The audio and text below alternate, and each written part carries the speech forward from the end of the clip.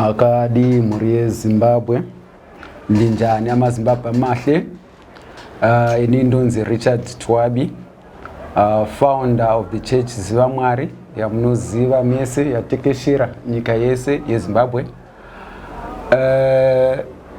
Isusu se church yakavangwa over a year ago. Chirimo muchechi umu tinokurudzirwa inyaya yerudo yekuziva kuti wandagara naye neighbor wangu ari kurarama sei, kwandichaenda out hunhu hwangu hwakamira sei nevamwe vangu.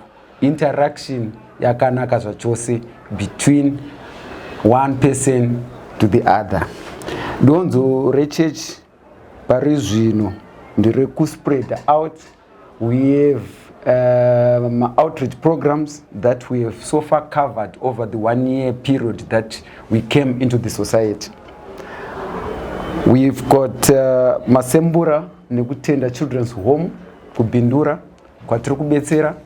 We also went as far as Rushinga Help Age Center, kuchembere vana sekuru variko kunovaonawo nekunovapawo zvatokwanisa kuvapa. In between the time yandataura iyoyo tiri kubetserawo even muma community matiri kugara ku Trojan Mine Bindura. But today tafunga kuspread my wings edu as far as Harare, kuti tinosangana na mai vedu, mai Gringo wamoziva nemwana, nikuzosangana una baba Gweshegweshe. All because trikuda kuti tivarangarire zikurusa pa mabasa akaitwa na the late Gringo. Vakawanda mumziva muchimuona pa TV. Niniwa ndinakuwana omukana kuti nditaurewo naye in person. But today I'm happy that ndina mama, ndine mwana komana wa Gringo pano. Tauya kuti tizobetserana nawo pane zvakawanda zvaitika mukurarama kwedu.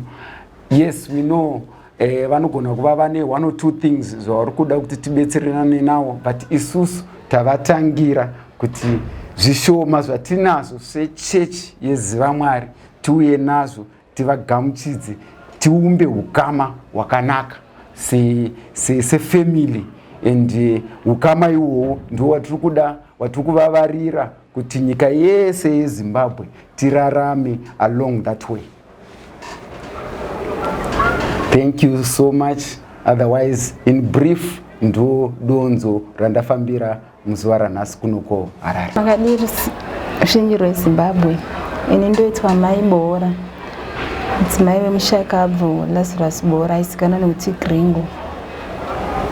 Nhasi zuva guru kwandiri pamwe nemhuri yangu. Ndokunzwa kufara ndichitenda ruzhinji rweZimbabwe nechechi yeZivai Mwari yatirangarirawo muzuva ranhasi. Kuziva kuti kune mhuri yakasiyiwa nemushakabvu. Baba munhu aizikanwa nenyika yose pasi rose.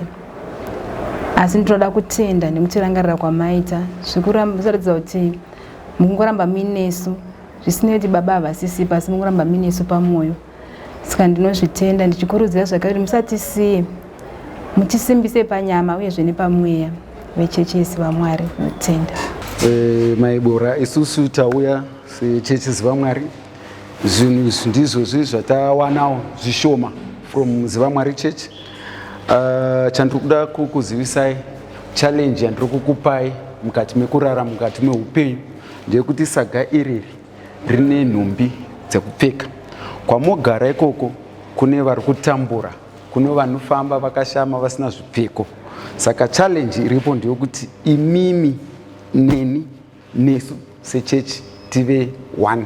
Ngatibetserai vanhu ivavo futi. So mukasvika kumba nhasi, whether nhasi kana kuti mangwana kana any other day, pamune muri free, mukaonawo munhu ari kufamba asina zvakakwana zvekupfeka, mubetserewo muchibisa musaga iri. Thank you very much.